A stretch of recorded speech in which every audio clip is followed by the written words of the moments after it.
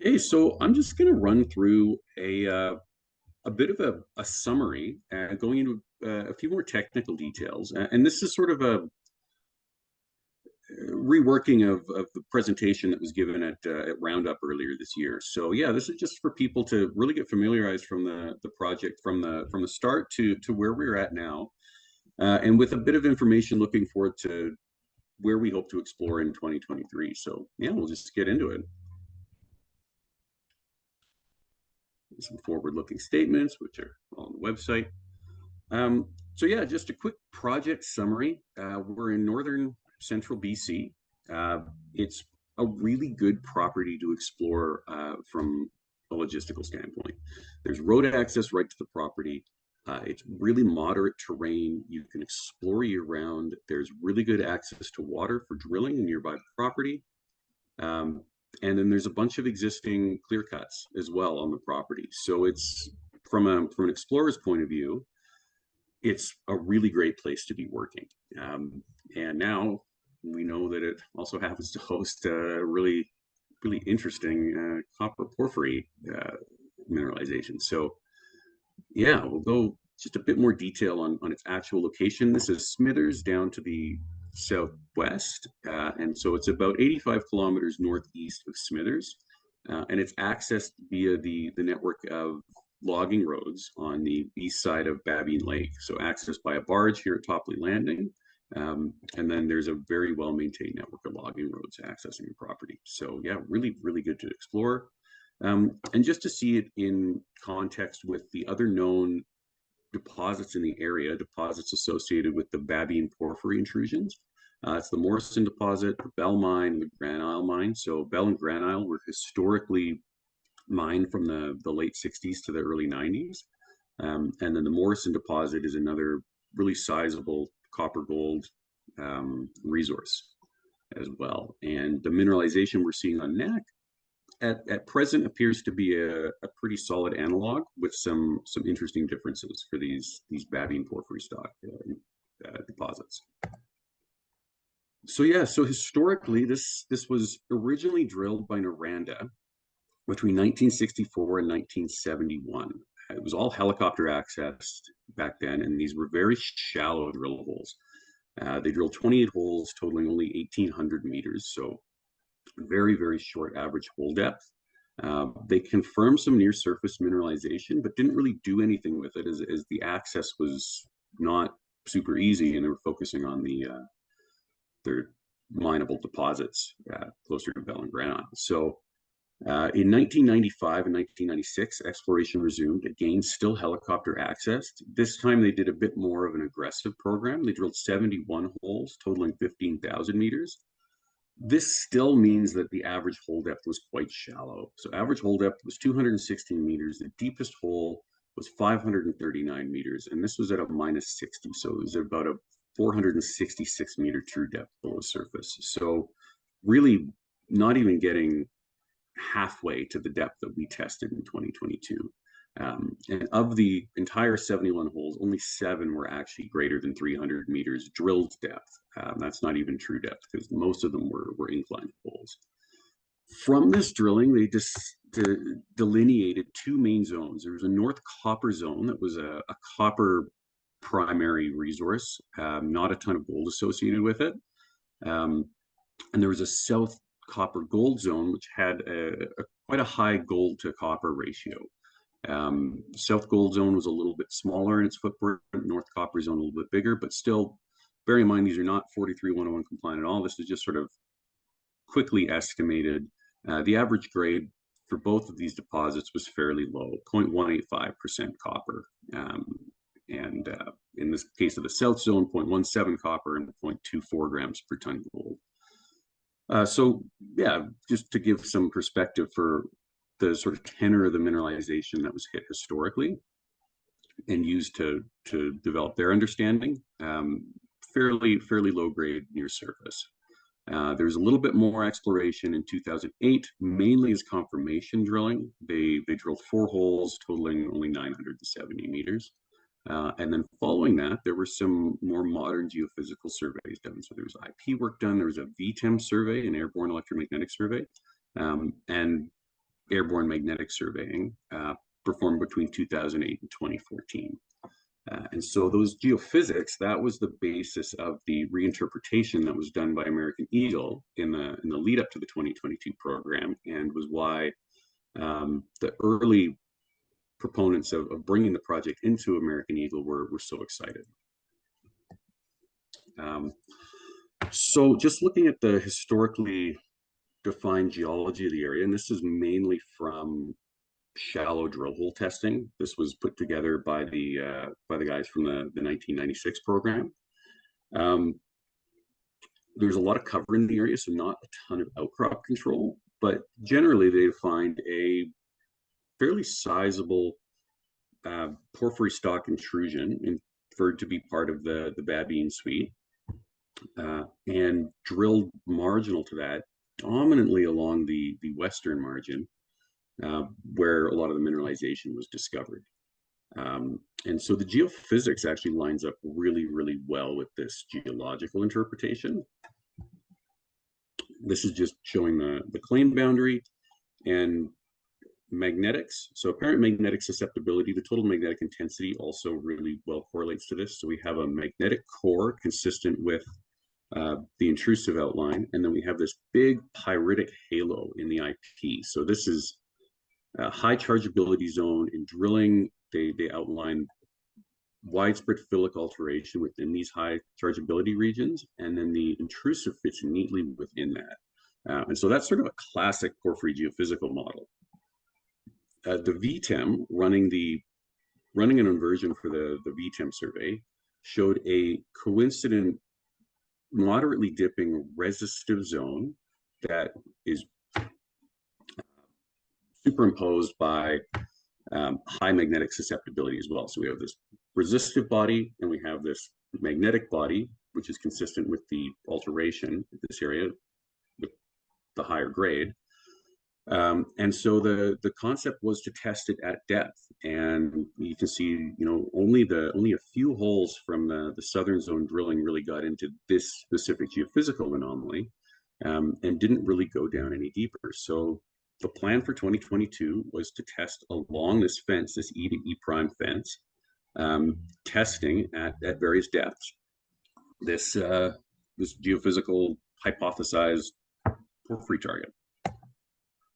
So yeah, just to give a bit of physiographic context for the property, this is what the property looked like when we were initially doing our scouting for planning the program and looking at access and doing a site visit in May.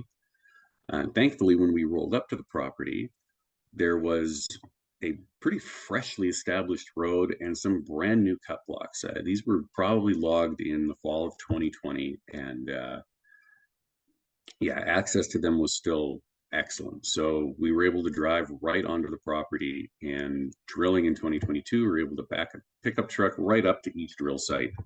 So really, really good exploration logistics. And yeah, just a summary of the program now. In 2022, we drilled 7 drill holes for a total of just shy of 6,000 meters. Most of them lied along this north-south drill fence, with hole 6 stepping out about 180 meters to the east and drilling back towards the west, towards that fence. Yeah, we'll just get into just a quick summary of the results. I mean, you know, a lot of this is available on the website as individual news releases, but just to sort of recap and go over why we're excited with all of these drill holes. Holes 1 and 2 were the furthest south holes we drilled, about 100 meters away from the best intersection in the historical drilling of the South Copper Zone. So this was a pretty bold step out within that South Zone, and right away at surface, we hit some very strong gold and copper grades, 135 meters at surface of 1% copper equivalent in hole 1, within 300 meters of 0.57 copper equivalent. And then as we continued to drill deeper, we got out of the volcanics that host the really compelling copper gold mineralization at surface into the Babine porphyry stock intrusion, which is interesting because this was inferred to be within volcanic rocks from the shallower drilling. So when we drilled a little bit deeper, we got into a large body of this porphyry stock. And within that, there's some very high grade zones of coarse bornite mineralization within veins, and then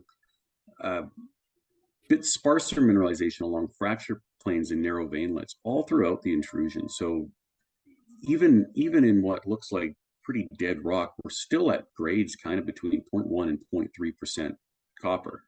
And then down deep, we got into a very nice zone of semi-massive chalcopyrite and bornite mineralization within some pretty intensely, what looked like later altered zones within the intrusion. So some compelling mineralization at deep, consistent bornite and chalcopyrite mineralization within veining within the intrusion, and some really nice mineralization at surface.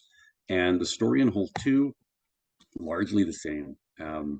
Even a little bit stronger overall grade at surface. So 300 meters at 0.61% copper equivalent, within 500 meters of 0.4 copper equivalent.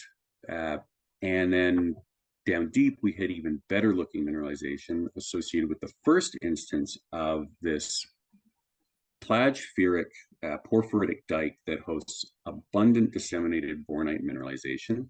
And proximal to where this dike intersects, there's a big increase in the thickness and the frequency of bornite mineralized veining. So it's pretty clear that this lithology, this porphyritic dike with bornite mineralization is associated with the primary, we're thinking primary mineralizing event, at least what's enriching this in bornite at depth. So very, very interesting to see. And grade-wise, at the lower 150 meters, graded 0.6% copper equivalent. So yeah, another reason to be really excited. As we stepped out further to the north, hole 3 was sort of in between the historical south and north zones. So we weren't anticipating a ton of grade near surface, but even still, it was very consistently mineralized from top to bottom. So hole 3, for this whole 941 meters length, still averaged 0.22% copper equivalent, with some zones of greater than 0.3 throughout the volcanics, and still seeing the same kind of frequency of bornite veining within the intrusion when we got into it at about 650 meters. So very encouraging. And we stepped out even further, another 200 meters to the north, so 500 meters to the north of where we drilled hole 1 and hole 2. Hole 4 was very, very interesting.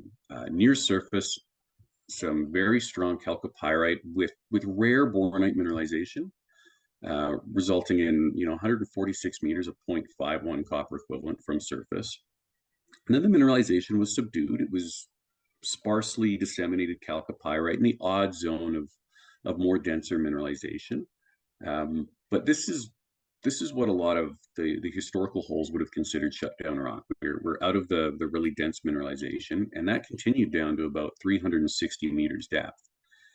And then the mineralization abundance dramatically increased, and we started to see disseminated bornite as well as disseminated chalcopyrite. So the lower 185 meters in hole 4 graded 0.74% copper equivalent, and the deeper part of it was 88.8 meters of almost 1% copper, 0.98% copper equivalent. What's really interesting about this, aside from just the density of mineralization, is this is underneath the historical copper zone, which was near surface pretty gold poor. And actually, the gold grade picked up pretty significantly within this. So the lower, see over here, the lower 88 meters was 0.27 grams per ton gold. So we have really high copper grades and some really consistent gold grades appearing to pick up at this sort of middling depth. Now, unfortunately, we got into a really clay-altered fault zone, and were unable to continue drilling, so we lost the hole. And rather than battle with that, given our time constraints and our budget constraints, we decided to move to the north and step out and continue with the drill plan.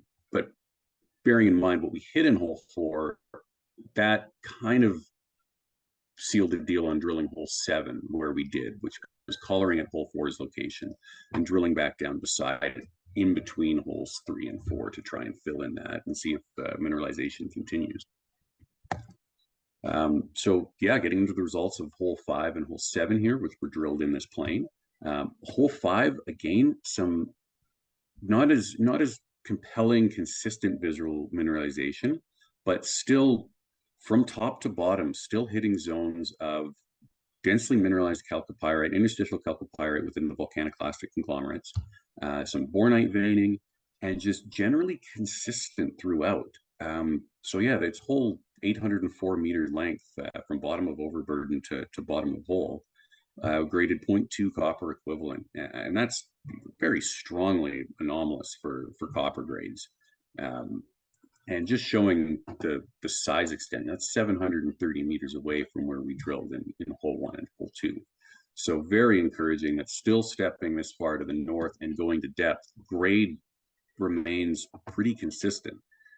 So that shows us that we're, that's a lot of smoke. We're still very close to something here as well. And yeah, then drilling hole 7, again, near surface, very strong mineralization, which is to be expected. 105 meters of 0.53 copper equivalent from surface. And then as we got to about 500 meters depth, mineralization picked up again, not as strong as hole 4, but still very compelling. 173 meters of 0.42% copper equivalent, within 305 meters from the lower part of the volcanics, of 0.37% copper equivalent. So still very, very encouraging.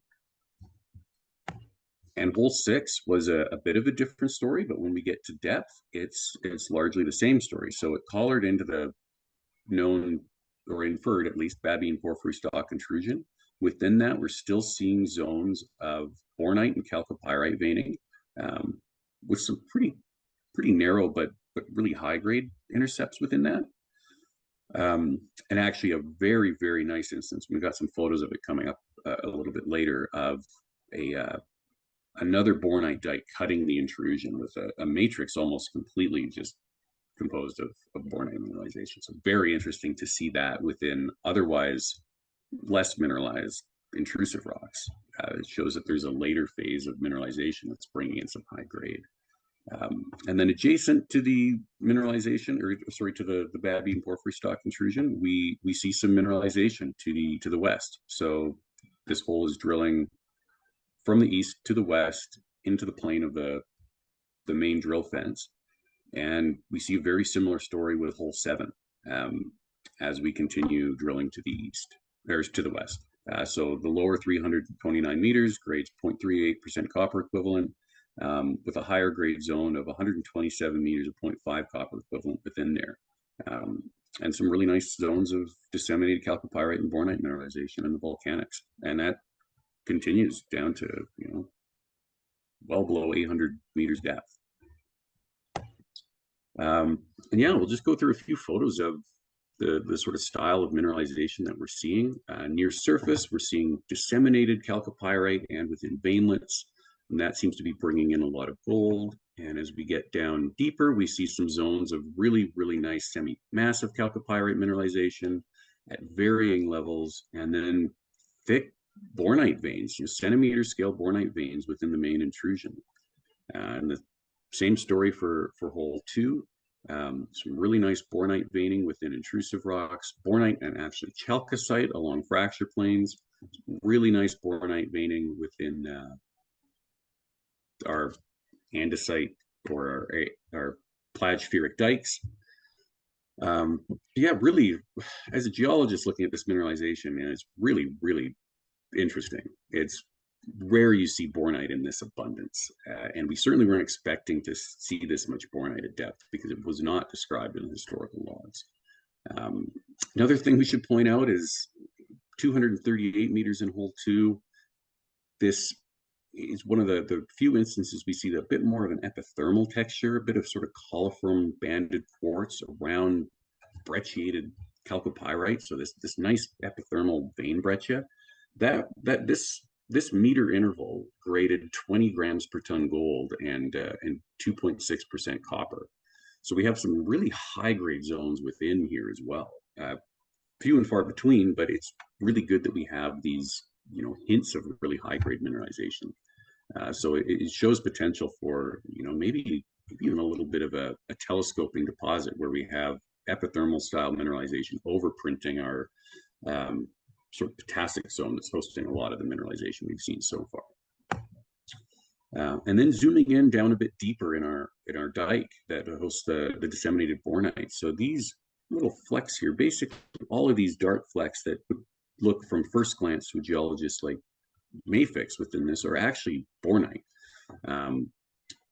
It in places transitions to being chalcopyrite mineralization, and then back into bornite mineralization. So very, very encouraging to see at depth. And proximal to this, flanking these zones are, like I said earlier, an increase in the frequency and thickness of bornite and chalcopyrite veining. Hole 3, same story with mineralization. Down deep, we see these thick veins of bornite, bornite rimmed with chalcopyrite. Some really interesting hydrothermal breccias. This is a magnetite and chalcopyrite breccia up a little bit shallower. But yeah, just, from top to bottom, we consistently see this really, really nice bornite veining. Hole 4, spend a little bit more time on near surface mineralization, just a lot of densely spaced, varying thickness chalcopyrite veins at a pretty reasonable angle to core axis, which is good to see. And down deeper, we get just a really, really densely disseminated chalcopyrite. There's bornite within this as well, and then big, thick bornite veins. And within our plagioclase porphyritic dikes, bornite veining and bornite disseminations throughout. Really, really encouraging to see. Just a bit more detail on the bornite diking. All of this dark mineral we can see here, that's all interstitial bornite, matrix bornite disseminations within the intrusive. And yeah, more of the same here. You see any of these things that look like mafic are actually bornite disseminations, and this grades really well. It averages close to % copper equivalent over its length, so very encouraging to see.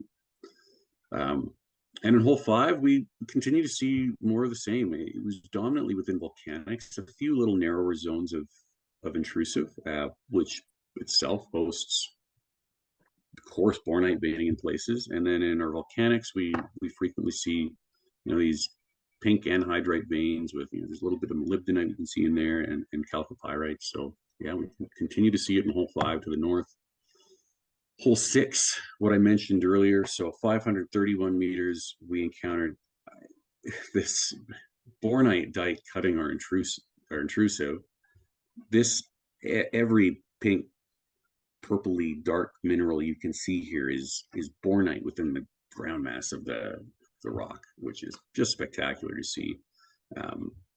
This interval over this meter graded 3.66% copper and half a gram per ton gold. So very, very strong grades. And then we see increases in the density of chalcopyrite mineralization as well at depth. This is a nice example of some of the better visuals we're seeing. This is all disseminated chalcopyrite in here. And again, this is returning over 1% copper pretty clearly. So yeah, really just good mineralization to see, and this is kind of why we're so excited. Hole 7, again, another instance of bornite mineralized dikes. A bit more bleached at this level, but it's a little bit shallower than we have typically encountered it. But all of these dark minerals that is bornite mineralization, and we see some big, almost clast-like, but it doesn't really make sense in the context of it geologically. Big cloddy blebs of bornite with almost a network texture of chalcocite throughout it. Spot analysis of this mineral grain with a portable XRF unit came back with close to 70% copper, which you can't get from bornite alone. So there's definitely, that dark mineral is chalcocite.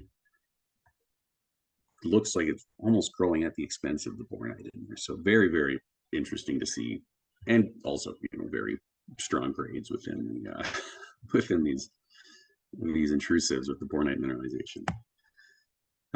Yeah, so that's kind of an overview of the visuals we were seeing, the grades we were seeing, and this is what we've put into the model so far in 3D. The shallower holes you can see here are the historical holes, and then all the labeled holes here, this is a subsurface 3D view. This is what we drilled in 2022.